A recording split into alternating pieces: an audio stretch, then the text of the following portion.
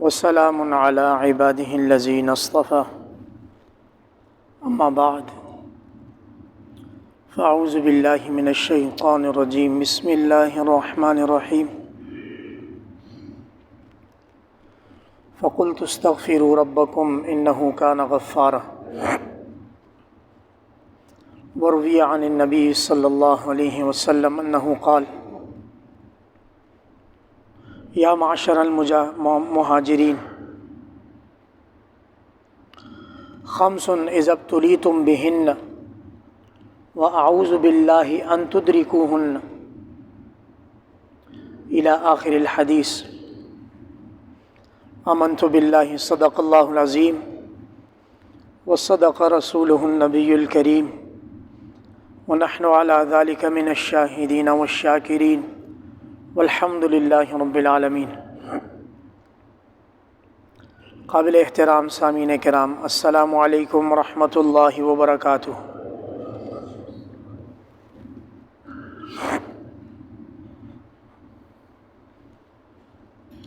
اللہ رب العزت اپنے بندے کی واپسی کا انتظار کرتے ہیں۔ اللہ رب العزت اپنے بندے کی واپسی کا انتظار فرماتے ہیں۔ بس یہی آج کی شروع سے لے کر آخری بات تک کا خلاصہ ہے کہ ہم اللہ کے بندے کب اللہ کی طرف واپس آئیں گے کہ اللہ پاک خوش ہو جائیں۔ یاد رکھیں، اللہ پاک کا فرمان ہے فاذکرونی اذکرکم، مجھے یاد کرو میں تمہیں یاد کروں گا۔ یاد کو یاد ہے، بندہ جب اللہ پاک کو زمین پر یاد کرتا ہے تو اللہ رب العزت اس بندے کو عرش پر یاد کرتے ہیں۔ بندہ جب اپنے اللہ کو توبہ کے ساتھ یاد کرتا ہے تو اللہ رب العزت اپنے بندے کو عرش پر مغفرت کے ساتھ یاد کرتے ہیں۔ بندہ جب زمین پر اللہ پاک کو آہو زاری گڑگڑاتے ہوئے فریاد کے ساتھ یاد کرتا ہے تو اللہ رب العزت عرش پر اس بندے کی معافی کا اعلان کر کے یاد کرتے ہیں۔ بس حاصل یہ ہے، موجودہ زمانے میں ہم لوگ اپنے اللہ سے مختلف وجوہات کی بنا پر دور ہو گئے۔ چنانچہ جو اللہ کا بندہ واپس اللہ کی طرف آتا رہے گا، خوشی کے ساتھ، ہوش و حواس کے ساتھ، اللہ رب العزت اس کو نوازتے چلے جائیں گے۔ خوب اچھی طرح یاد رکھیں، اللہ کے خزانوں میں قیامت تک کمی واقع نہیں ہونی۔ خوب اچھی طرح یاد رکھیں، اللہ کے خزانوں میں قیامت تک کوئی کمی واقع نہیں ہونی۔ اگر اللہ کے خزانوں میں کمی واقع ہونے کا کوئی امکان ہوتا تو اللہ کا نافرمان بندہ جو اللہ پر ایمان نہیں لاتا وہ بھوکا پیاسا مر جاتا۔ لیکن ہم دیکھتے ہیں کہ وہ ایمان والوں سے زیادہ کھاتے پیتے ہیں، جو اس بات کی دلیل ہے کہ اللہ کے خزانوں کے دروازے کھلے ہوئے ہیں۔ اب مسلمانوں پر کیوں تنگ ہو رہے ہیں، یا مسلمانوں میں خاص طور پر اہل پاکستان پر کیوں تنگ ہو رہے ہیں؟ تو بجائے اس کے کہ فی زمانہ ہم کسی بہترین تجزیہ کار، کسی دانشور، کسی محقق سے پوچھنے کے، ہم اپنے آقا نامدار صلی اللہ علیہ وسلم سے کیوں نہ پوچھیں؟ ان کے بارے میں اللہ کا فرمان ہے وَمَا يَنْطِقُ عَنِ الْهَوَىٰ ان ہوا الا وحی یوحیٰ۔ ہمارے محمد صلی اللہ علیہ وسلم، اللہ پاک ارشاد فرماتے ہیں ہمارے محمد اپنے سے بات نہیں کرتے بلکہ ان کو وحی عطا کی جاتی ہے اور وحی کے ذریعے وہ بات کرتے ہیں۔ تو اگر دنیا کے دیگر ممالک کے معاملات، چاہے وہ کفار ہوں یا مسلمان ہوں، ان کے معاملات، ان کی زندگی، ان کی اکانومی، ان کی ہر چیز تقریباً بہتر ہے، تو اہل پاکستان پر ایسی گھڑی کیوں آن پڑی ہے کہ ایک بے سکونی اور بے چینی کی لہر دوڑی ہوئی ہے؟ یہ مہنگا ہو گیا، وہ مہنگا ہو گیا، وہ مہنگائی کا عذاب آ گیا، وہاں سیلاب آ گیا، وہاں پیٹرول کا بم گر گیا۔ یہ نا امیدی صرف پاکستان کے اس خطۂ ارض میں کیوں ہے؟ تو میرے معزز سامعین کرام، خوب دل کے کان کھول کر سماعت فرمائیں۔ ہمارے اندر اس وقت 5 بڑی خرابیاں ہیں ہمارے اندر اس وقت، اور اس دیگر گوں صورتحال میں بھی جو ان خرابیوں سے اپنے آپ کو نکالے گا، اللہ رب العزت کے خزانوں میں سے بڑا حصہ پائے گا۔ ملک کی اکانومی یا ایشیا کی اکانومی یا ورلڈ اکانومی اس کے سکون کو ٹچ بھی نہیں کر سکے گی۔ نبی کریم صلی اللہ علیہ وسلم کے بارے میں حضرت عبداللہ بن عمر جلیل القدر صحابی ہیں، فرماتے ہیں ایک دن حضور صلی اللہ علیہ وسلم ہم پر طلوع ہوئے، اقبل علینا رسول اللہ، حضور تشریف لائے، ممبر پر بیٹھے اور فرمایا یا معاشر المہاجرین، اے اسلام کی خاطر ہجرت کرنے والو، خمس اذا ابتلیتم بہن، 5 ایسی برائیاں ہیں جب ان میں تمہیں آزمایا جائے گا یا تم ان 5 برائیوں میں مبتلا ہو جاؤ گے، وَأَعُوذُ بِاللَّهِ أَن تُدْرِكُوهُنَّ، اللہ کے حبیب فرماتے ہیں میں اللہ کی پناہ مانگتا ہوں کہ ان میں سے کسی ایک کو بھی آپ لوگ پالیں۔ توجہ، یعنی وہ 5 برائیاں اتنی بری ہیں کہ حضور اپنے صحابہ سے ارشاد فرماتے ہیں کہ میں اللہ کی پناہ مانگتا ہوں کہ ان میں سے کوئی ایک بھی آپ کو پہنچ جائے۔ تو اس قوم کا کیا حال ہوگا کہ جس میں 5 کی 5 100% پانے کے قریب ہوں؟ حضور ایک سے بھی پناہ مانگ رہے ہیں، اور اگر کسی قوم میں وہ 5 کی 5 برائیاں پائی گئیں، اس قوم کا کیا حال ہوگا؟ اس کی ہلاکت تو پکی ہے۔ سب سے پہلی بات، نبی کریم صلی اللہ علیہ وسلم نے جو اپنے مہاجر صحابہ سے ارشاد فرمایا جب فحاشی، بے حیائی عام ہو جاتی ہے اور کسی معاشرے میں زنا عام ہو جاتا ہے، تو اللہ پاک اس معاشرے میں طاعون اور طاعون جیسی مہلک ایسی بیماریاں پیدا کرتے ہیں کہ جن بیماریوں کا علاج بھی دریافت نہیں ہوا ہوتا۔ یہ اللہ کا فرمان ہے، اس میں ہم دائیں بائیں چور راستے تلاش کرنے کی کوشش کریں اپنے آپ کو تسلی دینے کے لیے، تو وہ ایک غیر مفید ایکٹیویٹی ہوگی۔ آج دیکھ لیں ہمارا کیا حال ہے، آئے دن کسی ایسی وبا کا ہم سامنا کرتے ہیں کہ جس کے بارے میں کہتے ہیں جی استغفر اللہ، ایسی وائرس آیا ہوا ہے، ایسا وائرس آیا ہوا۔ میں کسی ایک وائرس کا نام جان بوجھ کے نہیں لینا چاہتا، کیونکہ ہر آئے روز ایک نئی چیز آئی ہوتی ہے۔ اصول نبی کریم صلی اللہ علیہ وسلم نے فرمایا ہے کہ جب فحاشی، بے حیائی عام ہوگی، اس معاشرے میں طاعون کی ایک مثال دی کہ طاعون اس وقت مہلک ترین مرض تھا، جس کو طاعون ہو جاتا تھا اس کی موت پکی ہوتی تھی۔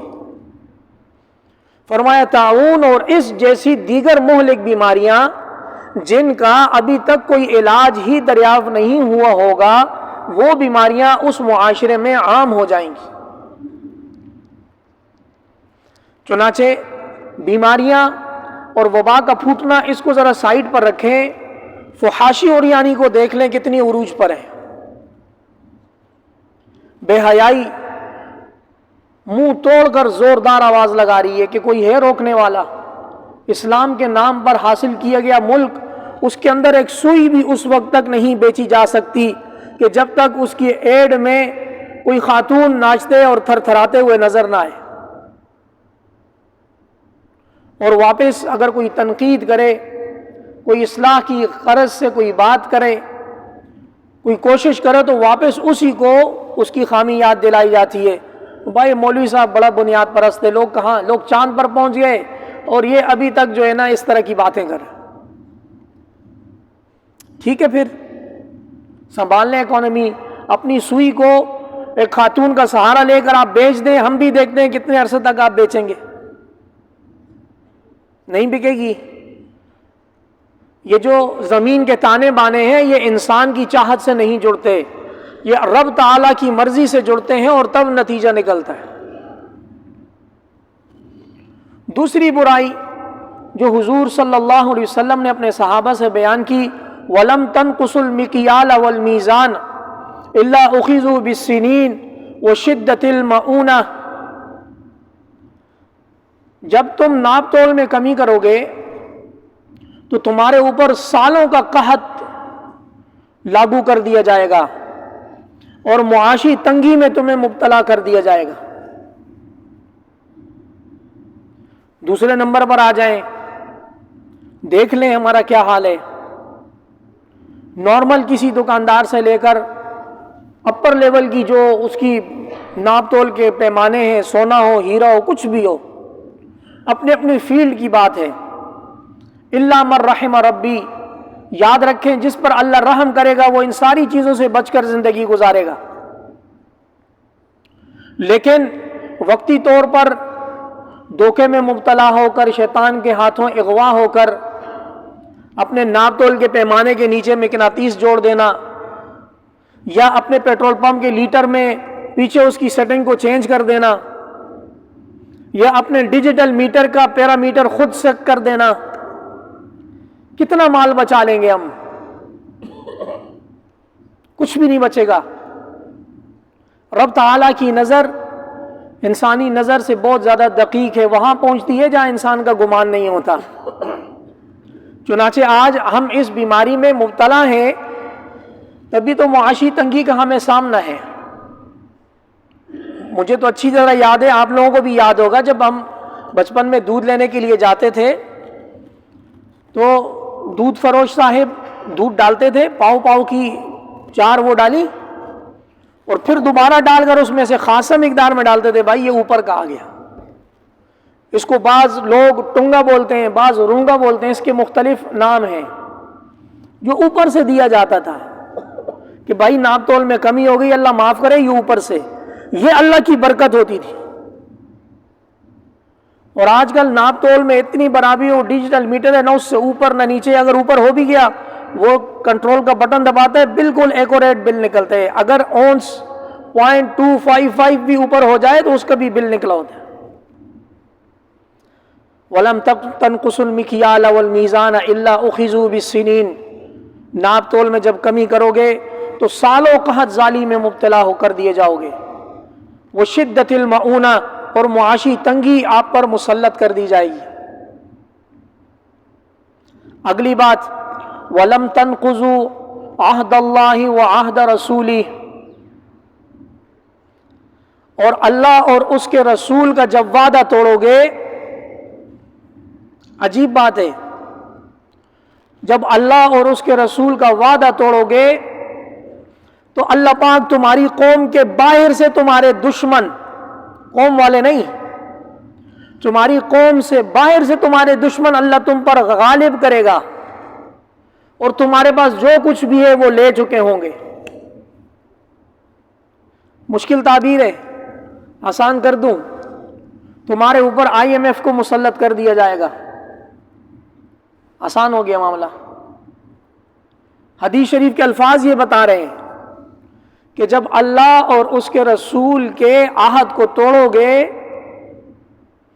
تو تمہاری قوم کے باہر کے تمہارے دشمن تم پر مسلط کر دیے جائیں گے اور وہ تمہارا خون چوسیں گے۔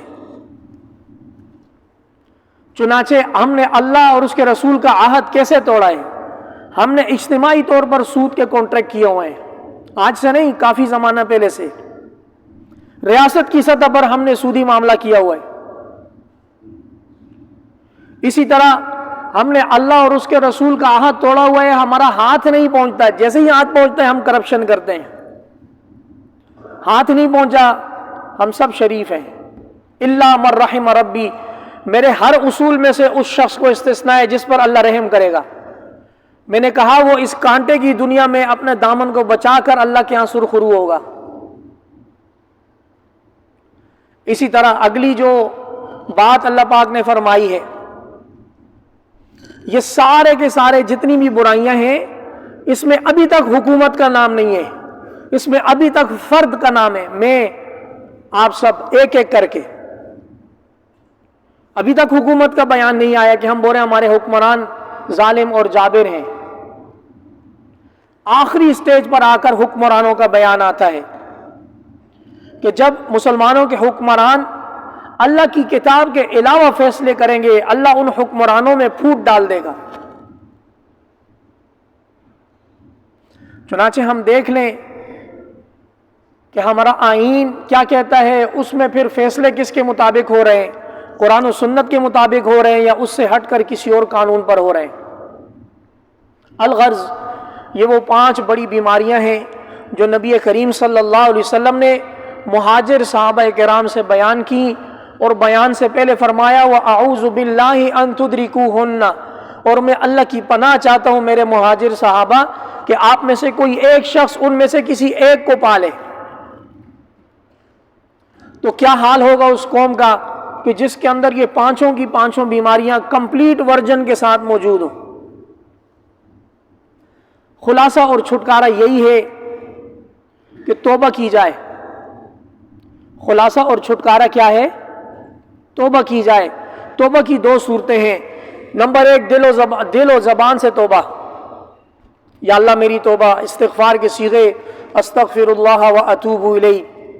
اور توبہ کی دوسری صورت یہ ہے جو حق آپ نے مار دیا ہے، کسی کا غصب کر دیا ہے، کھا لیا ہے، کسی کی امانت دبا دی ہے، یہ توبہ مسجد میں سجدوں سے نہیں قبول ہوگی، بلکہ اس کی تلافی کی آپ فزیکل، آپ اس کے لیے جد و جہد کریں گے۔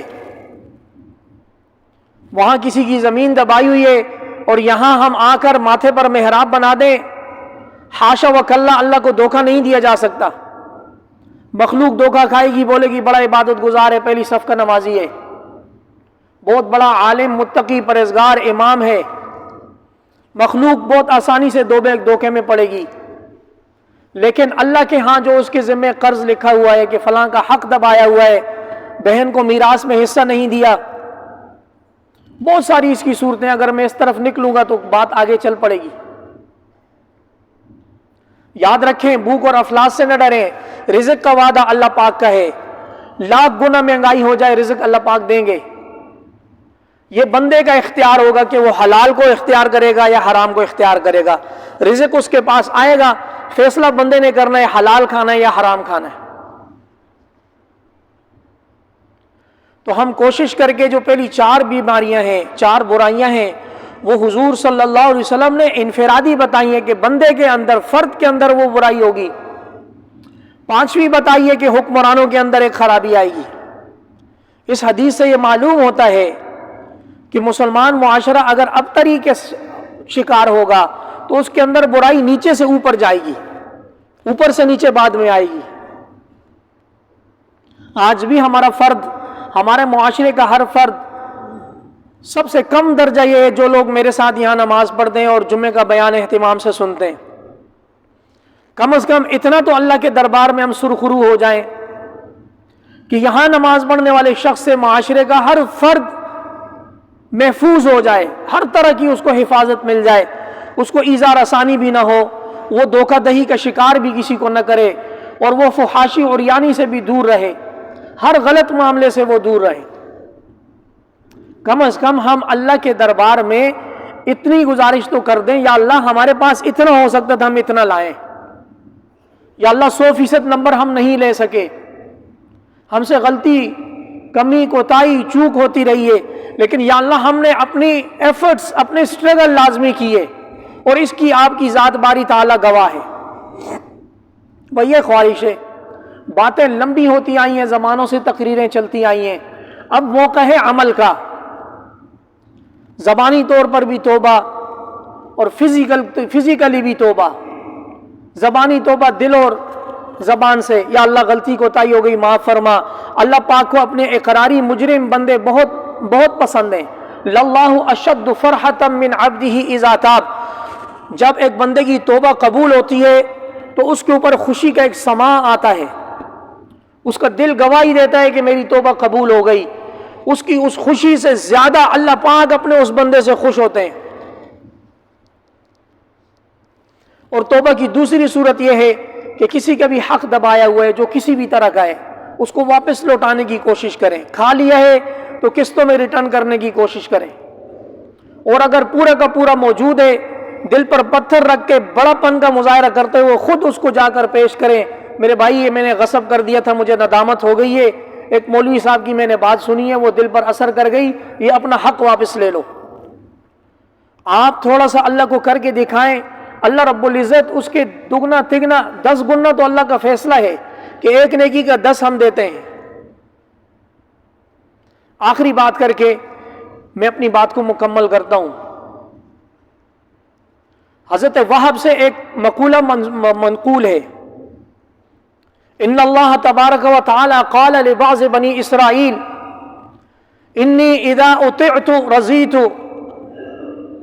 واذا رضیت رحمت وليس لبرکتی نہایہ وانی اذا عصیت غضبت واذا غضبت لعنت ولعنتی تبلغ السابع من الولد۔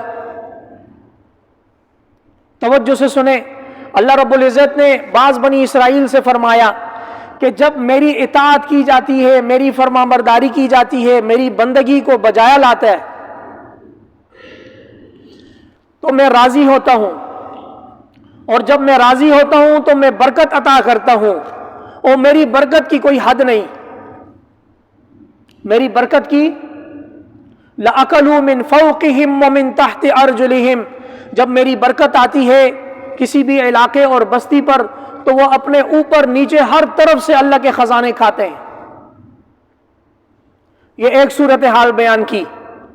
دوسری صورتحال سن لیں، وَإِنِّي إِذَا عُصِيتُ غَضِبْتُ، اور یاد رکھو خبردار کہ جب میری نافرمانی کی جاتی ہے تو میں غضبناک ہوتا ہوں، وَإِذَا غَضِبْتُ لَعَنْتُ، اور جب میں غضبناک ہوتا ہوں تو میں لعنت کرتا ہوں۔